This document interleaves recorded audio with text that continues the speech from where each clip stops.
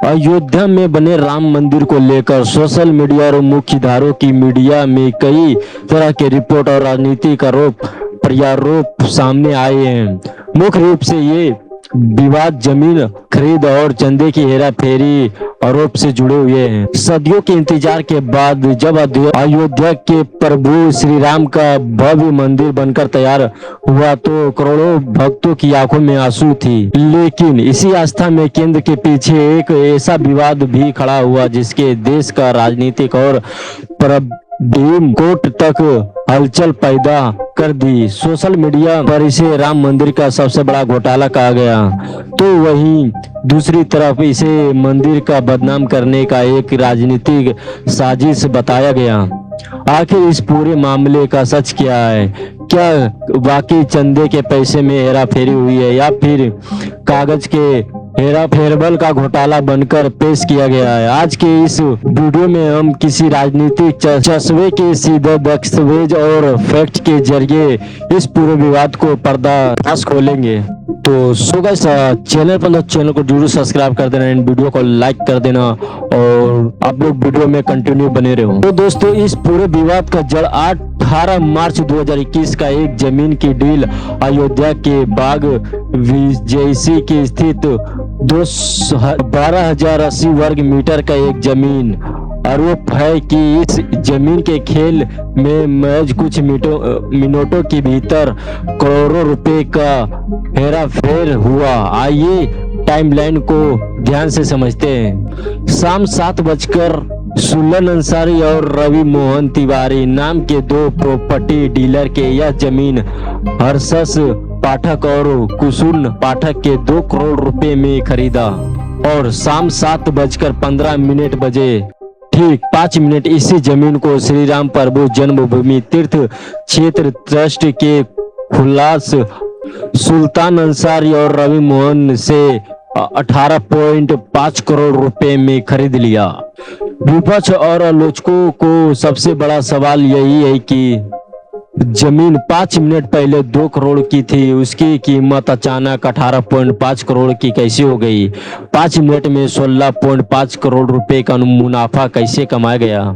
जब यह मामला बढ़ा तो राम मंदिर ट्रस्ट या महासचिव चंपत राव और अन्य सदस्यों ने इस पर सफाई दी। ट्रस्ट का ये कहना था कि इसे 5 मिनट का घोटाला कहना पूरी तरह गलत है। इसके पीछे रियल एस्टेट का एक पुराना एग्रीमेंट था।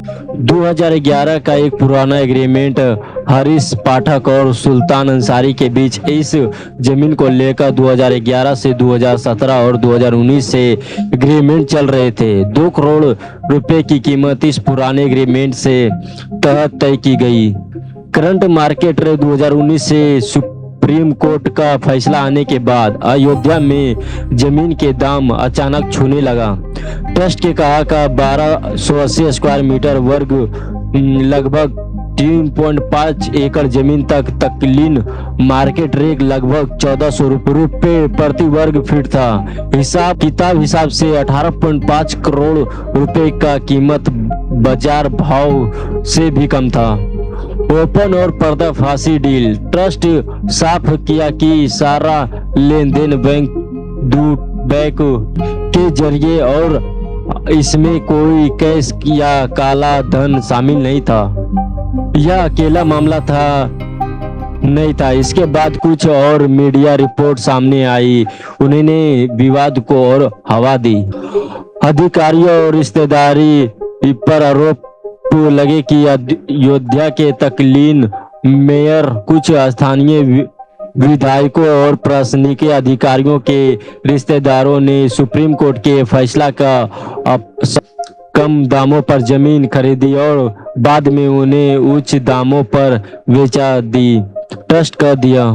महर्षि रामायण विद्यापीठ ट्रस्ट। यह मामला एक और बड़ा विवाद। महर्षि रामायण विद्यापीठ ट्रस्ट का जमीन को लेकर यह आरोप लगा कि दलित को जमीन का नियमों को तार कर रखकर खरीद लिया गया और बाद में उसे अधिकारियों के रिश्तेदारों को ट्रांसफर किया गया।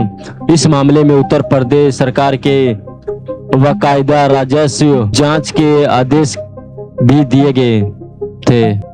इन आरोपी के बाद मामला कोर्ट तक भी पहुंचा। कई जनहित याचिकाएं दायर की गई, जिसमें इस पूरी खरीदी सीबीआई को सुप्रीम कोर्ट को निगरानी में जांच की मांग की गई। हालांकि अदालतों ने इन याचिकाओं पर तुरंत कोई दंडात्मक आदेश नहीं दिया, क्योंकि ट्रस्ट एक स्वस्थ संस्था है और जमीन की कीमतें खरीदार और विक्रेता की आपसी सहमति पर निर्भर करती है। सरकारी जांच समितियों के दस्तावेज की स्क्रूटनी और की, लेकिन किसी अधिकारी एजेंसी ने ऐसी तकनीकी रूप से घोटाले करार नहीं दिए।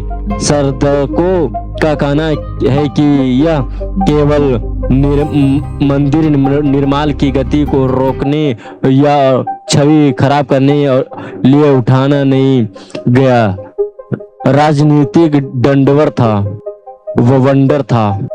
तो आखिर सच क्या है? क्या यह वाकई कोई बहुत बड़ा स्कैम था या फिर एक सामान्य रियल बिल जिसे राजनीतिक रंगे दे दिया गया?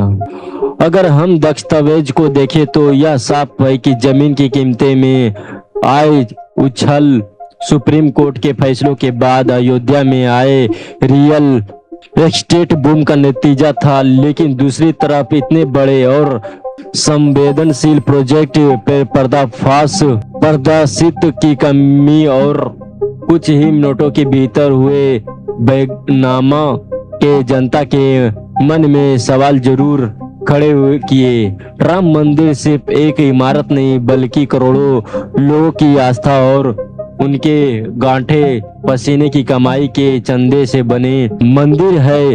ऐसे में हर एक पैसों का हिसाब पूरी तरह पारदर्शी होना चाहिए। आप इस पूरे विवाद पर क्या सोचेंगे? क्या आपको क्या लगता है कि ट्रस्ट को और अधिक स्वच्छता रखनी चाहिए थी या सिर्फ राजनीति का हिस्सा था? आपको अपनी राय कमेंट में जरूर बताएं और हमारे चैनल को सब्सक्राइब करना मत भूलना और जल्दी मिलते हैं अगले वीडियो में। बहुत बहुत धन्यवाद।